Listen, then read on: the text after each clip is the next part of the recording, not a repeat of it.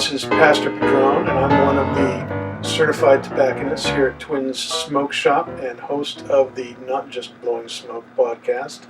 And I am fortunate enough to be here with Dion Giolito of Illusione Cigars. Thank you very much for being with us, man. Thanks for having me. It's awesome. There is, as you know, a lot of mystery and a lot of intrigue about your cigars and the names of them and where they come from and all this stuff. But there's just as much kind of intrigue around yourself because, you know, you're very private. You don't go out much. You don't do many events. When you're not working at your shop or you're not working for Illusione, what do you like to do with yourself? Can you kind of open up the veil a little bit? Yeah. Yeah, so I think I might have talked about it, you know, maybe before in past interviews or podcasts. And for, you know, those that don't know, I mean, like you said, I am a pretty private person. I kind of shun the spotlight and, you know, don't want to really be considered like a cigar star or somebody out there. My real focus is just at the factory around the raw materials and just kind of doing that part of it. So, you know, I got a real small circle of friends, and I like spending time with my wife. I also like playing I like playing a lot of golf. So, you know, usually I'll go out and play golf. I mean, there's not a lot that, you know, I like to do. I mean, I don't collect things. I don't have any extravagant, like, things I like to do. I mean, my extravagance is, you know, a really good single malt, and I like to play golf, you know. I mean, so... nothing wrong with that. Yeah, I'm not the greatest golfer. I'm like a 9 or a 10 handicap and trending to a 9 or a 10. So, but it's good because the thing is with golf is it completely, you have to separate yourself and your mind and your body from what you're doing to focus and concentrate on it, because it's such an intense game and there's so many things going on that you have to pay attention to, so it makes you focus on things that aren't like the day-to-day life. So, you know, I don't focus on FDA, I don't focus on problems that, you know, would come up, whether it's factory or personal or whatever like that. It just, you have to be in the moment in order to play, and so that's kind of what I do. So is golf one of the ways then you kind of recharge from dealing with all the people and problems?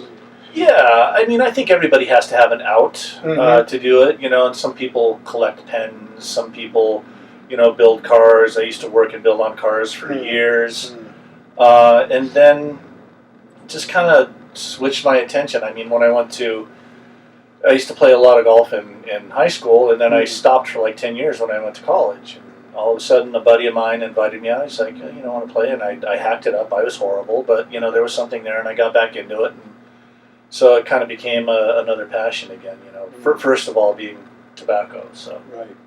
Now, you know, kind of along with that, you know, you don't do many events for Illusione. No. You don't want to be the guy in the spotlight and all that. Right. So what brought you out here to Twins? It's been, 8 years since you've been in New England? Yeah. You know, the first time I was over there with Dave Garofalo and did an event.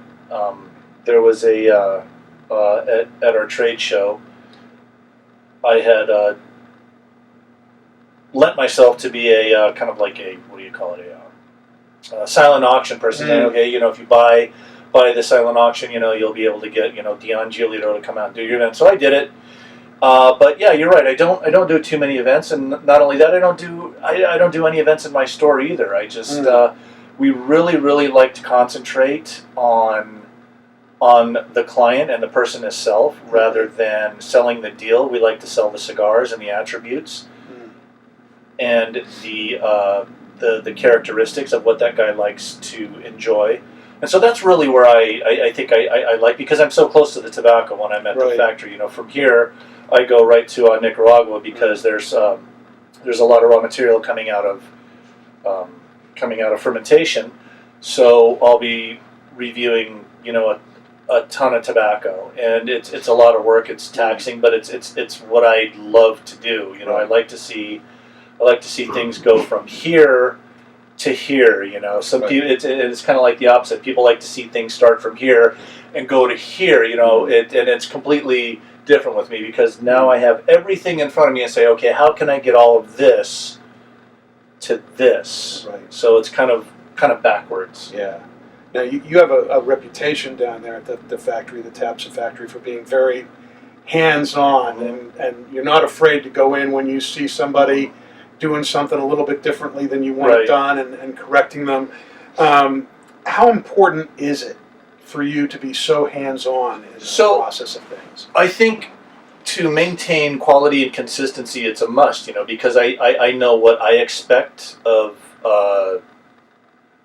the boncheros and the roleros, and I know what I expect of the tobacco, because so many people that enjoy my cigars know what they expect from me, and that's the consistency, and that's the quality and the flavor that I can achieve in Illusione Cigars from week to week, month to month, day to day, year to year, you know, no matter what it is. And the hardest thing in this business, you know, Rocky and I talked a long time ago when I got into it, when I got a really good rating on my cigar, and he's like, you know, Dion, it's like really easy to do something once with a small amount of tobacco, but in order to do it at a large scale is much more difficult.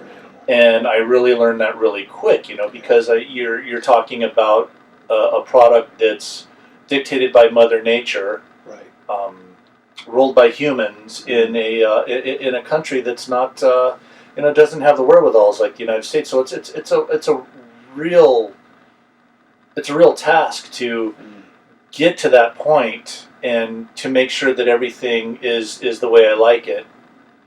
Not to say that everybody wants their stuff to be perfect, but and very rarely can we achieve perfection in our industry. But one of the ways that we can do it is by being there, and by me being there and going through the raw materials and smoking them, and being there on the galera floor, watching the boncheros do what they do, and if something is wrong, if a leaf is placed too high in the bunch or too low in the bunch, or if the binder is not laid correctly, or if the binders are flipped, there's a variety of things that can go right or can go wrong. You know, I mean, I say it all the time, just simply by, if you're using two binders, a Criollo and a Corojo binder, if you flip those, if somehow those get flipped over, well, it's a completely different cigar.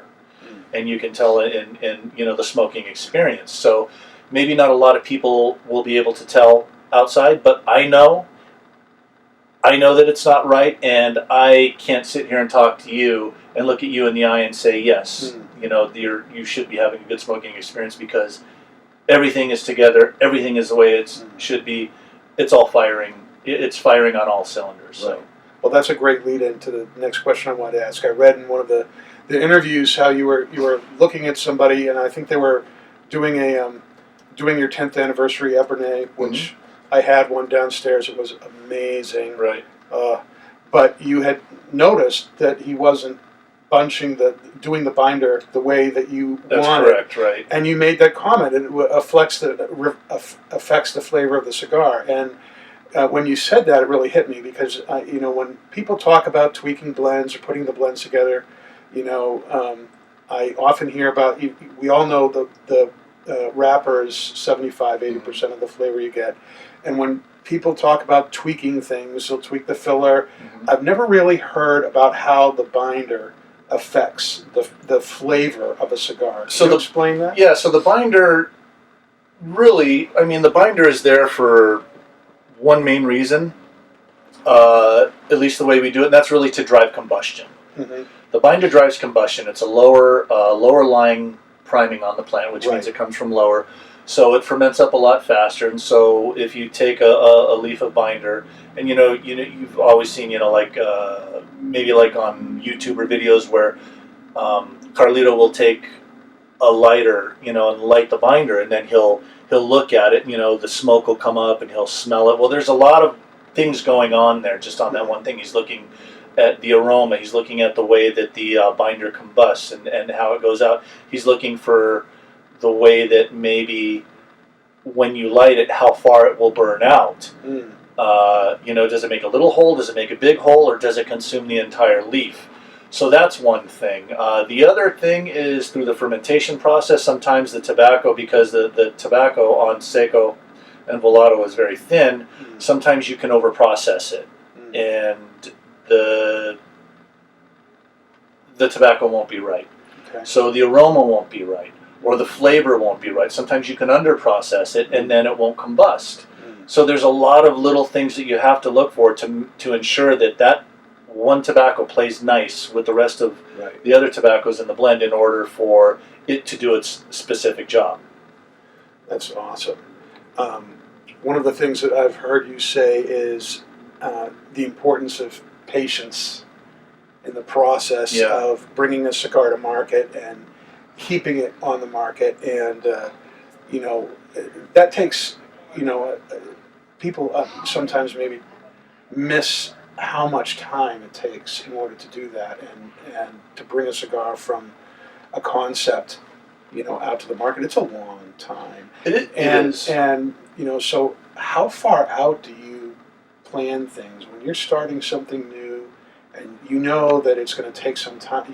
You seem to be really involved in the long-term planning of things. Right. So I think with regards to planning out, whether it's a new project or an existing product, again, it goes back to Mother Nature.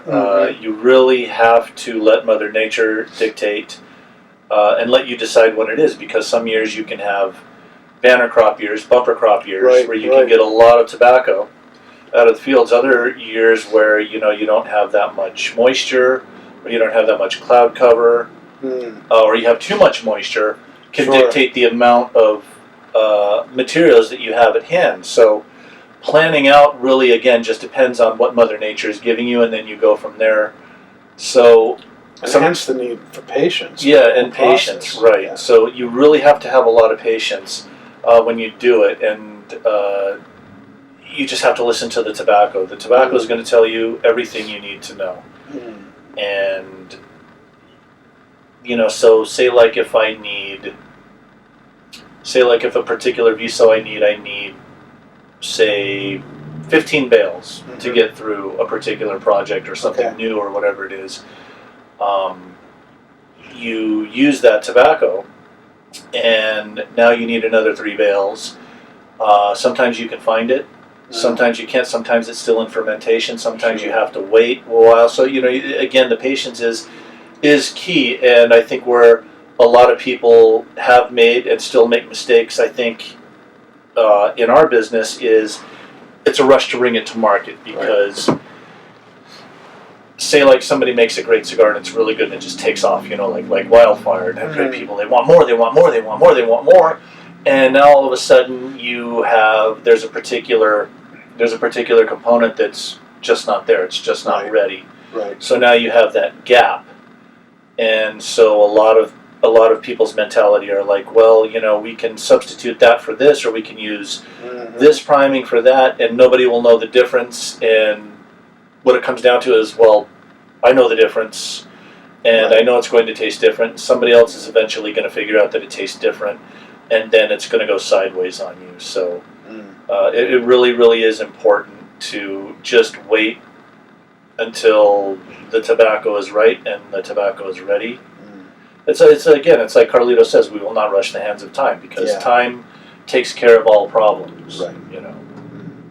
Now, when it comes to marketing, you have a very different strategy than most. The market is really driven by what's hot, what's the new fad, what's the new thing, and even customers are asking, what new things are coming into the shop, and your drive is not to have the next hot thing or to be the thing that everyone's talking about. You want to be the core line in the shop, and that runs counter to what most people do. How did you come to the conclusion that that's what you wanted? How do you make that happen? Yeah, how do you become a I want to be the best, and I want to be the most consistent. So there's a lot of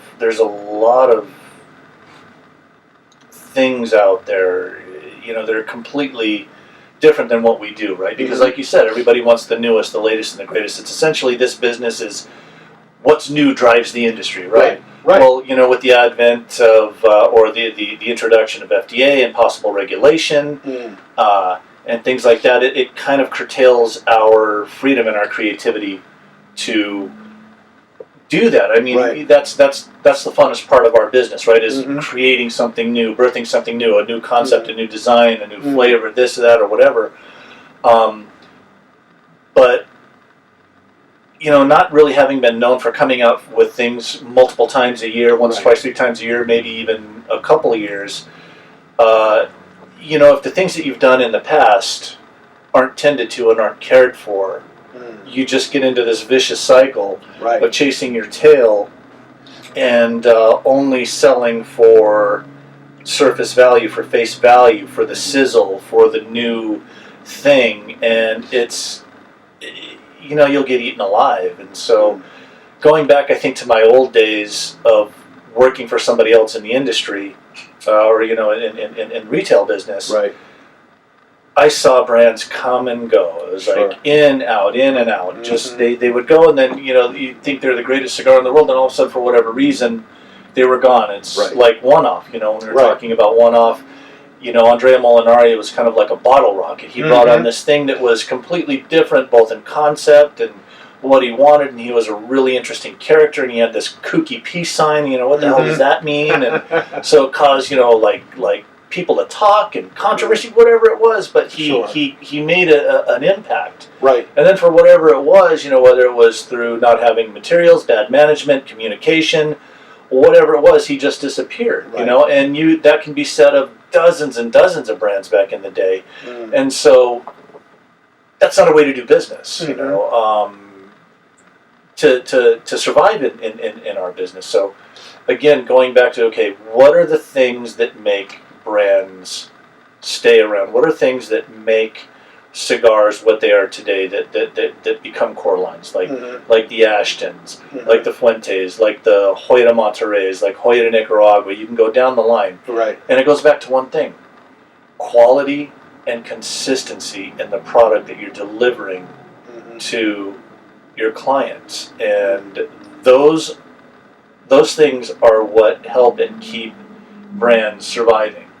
Of course, there's a lot that goes on with being new and being innovative, and that. And so what we try and do is, again, make sure that the tobaccos, that the cigars themselves are very consistent and very good. But outside of that, through marketing, through advertising, through the commercial aspects of it, being really unique and different and outside of what the industry does. I'm the last person to throw on a Guy Ibarra shirt and a Panama hat. I just can't do that. So I find ways to separate myself from the industry, yet still make my stuff intriguing, yet by the same token remain very traditional in our ways of making cigars.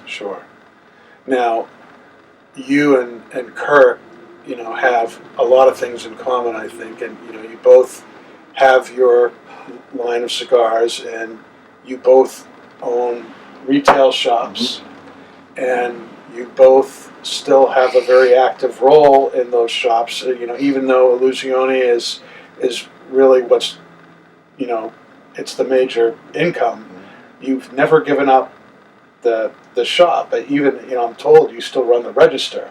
Is that true? Yeah, absolutely. Because we try and keep Kurt off the register. So, look, it's really important to be connected, because there can come a time when there is a disconnect from the day-to-day, the ins and outs of the business. And once you start missing those little nuances and those intricacies that are in businesses like this, you kind of lose focus and direction on what people want and what people are desiring and looking for. Still being involved in retail allows me the ability to kind of keep my ear to the rail, and listen and to see what's going on, and to just to be, I think valid, Yeah. you know, in our market, just Yeah. to make sure that what I'm doing is making sense, not only to me, but it's also making sense to, you know, the people that come in and out of the shop every day. How is having the retail shop and being active in that, you know, helped you be better at producing cigars, and vice versa? How has your producing cigars helped you be a better Well, retailer? it's day to day. I have a direct line of communication with the people that are smoking my cigars. So what I think I may see, sometimes I'll get the blinders on because I'm focused on something that's taking my eyes or my attention off the big picture, and somebody will come in and tell me something or say whether it's very good or whether it's not so good or whatever, and I'll go, oh, you know what, you're right, you know, and I'll revisit, and I'll see something maybe that I don't see but somebody else sees. Has that ever happened? Like, can you give an example? Oh, it happens of all that? the time, yeah. You know, so let me see, what's a good example? So sometimes a good example will be, so like if I come back from the factory and after eating tobaccos and I see, you know, production going and it's going okay, and then we'll get a new batch that comes in. And something that I'll be smoking goes, oh wow, that's really good. Somebody will come and say, you know, Dion, I'm tasting something a little different here. You know, and it's not that it's bad, but I'm tasting something different. And you know, I'll smoke and I'll go, well, yeah, it's not different or it's not offensive. But what it allows me to do is get back on the horn with the factory and go, okay, we're seeing a possible issue with the Seco in this blend. Might be a little too aggressive, or they might be using a little too much, or whatever. So what we do is we're able to see all production, all batches. We can track it back from the cigar to the materials, to the rollers, to the time it was fermented, to the time it was picked, all the way back, and then I can go back and I can see, okay, where do we see a possible problem starting? So, and it's usually just a call, and I can say, you know, we got in, you know, the first portion of our batch where it's not right, and they'll go back and they'll go, you know what, you're right, the Seco is this way or it's that way, so we can actually stop all the dominoes from falling. A lot of times that happens at the factory. When I'm at the factory, if I see something going on, you know, I can say, okay, we're going to take this particular tobacco off the floor and we're going to replace it with another bale because it's kind of butting heads. Sometimes it doesn't happen all the time, and I'll find out as production is coming in. So I got really good, really quick at saying no. It's one of the most liberating words, and the most hardest words in the world to say is the word no. You know, so when I leave the factory and I know that everything is running right and all the wheels are greased and everything's firing, then all of a sudden we see something that comes in. I'll get on the horn and I'll say, okay, we have 6, 7, 10,000 cigars that they're just not right for whatever reason. Right. And we can't take these to market. And they'll say, okay, you know, they'll send a call tag, they'll pick them up, and we correct the problem, everything comes back in, and it's fine. So I've almost learned the word no to a fault because it's really kind of created headaches for them, but what we all realize now is that we all watch each other's back and we all watch out for each other, and what makes, you know, my cigars good can only make other brands good and can make other things that are being rolled, you know, and that's, I think, why, you know, when Nicholas started having his El Guawense, you know, the wise man rolled in the factory, when I'm there, I'm watching his production come off the floor. Yeah. And when I'm not there, and when he's there, he's watching my production come off the floor. And we know what to look at because we know all the tobaccos. Nick is one of the greatest, you know, tobacco men because he worked for, you know, years at Drew Estate. He knows everything about all the tobaccos. Yeah. And so we share this information back and forth, and we know exactly what we need to do relative to our blends. And if I see something that I don't think that he would necessarily approve of in his production, I call him and I say, hey, I just want to let you know that I found an issue with a particular Ligero. I had him pull it off the table, and I replaced it. And he'll do the same thing for me. You know, so it's all about, you know, checks and balances and having friends and surrounding yourself with a good team. You know, we have a really good team at Taps. I mean, Harold, that manages the operation. He's excellent. He knows right where we need to be at any given time. So if I'm not there, he's my second set of eyes. When I'm not there, Nick is my set of eyes. When Nick's not there, I'm his set of eyes. And it kind of like filters down, and it makes us all better for it. It makes everybody better in the factory for it. I hope. That's awesome. It sounds great. I mean, you're right. I mean, so many people I think are afraid to say no, or don't get as involved and so I think that's one of the reasons. Oftentimes you see cigars.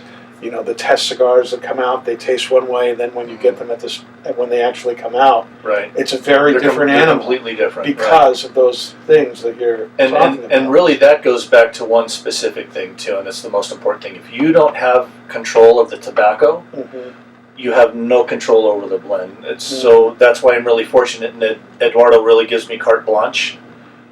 Not only over what I do at the factory, but really over a lot of what he does in his operations, with his tobaccos. He lets me go out and I can do anything I want with tobacco. I can say, yes, no, I want this, no, replace it with this or that, and he's perfectly cool with it.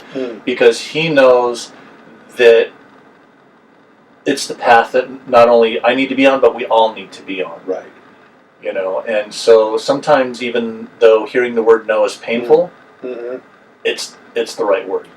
Well, I'm glad that he knows. When you can trust somebody, that their no is the right move. That's a very special thing, because no is one of those. And look, the proof is in the pudding too. Because I've been there, plenty of times. Whether I'm there, with Eduardo, or I'm there with Max, or I'm there with Harold, or anybody else. We sit down and we smoke. And again, I'll say it again: the proof is in the pudding. Smoke this. Now smoke this.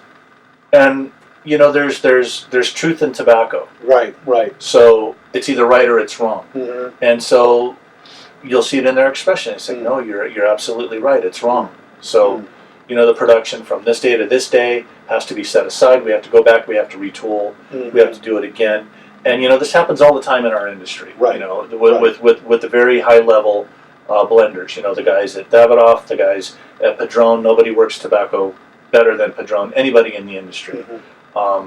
You can go down the line of people that have been successful, like Carlito, and it all comes down to that. It all comes down to being able to say yes, being able to say no, being able to say wait. That's awesome. Yeah. Dion, thanks for being with us. This has been a great interview, and we're really excited that you graced us with your presence. Oh, please. I'm happy to be here. Kurt's an awesome guy. Yeah. All right. There you have it. Twins Talks with Pastor Padron.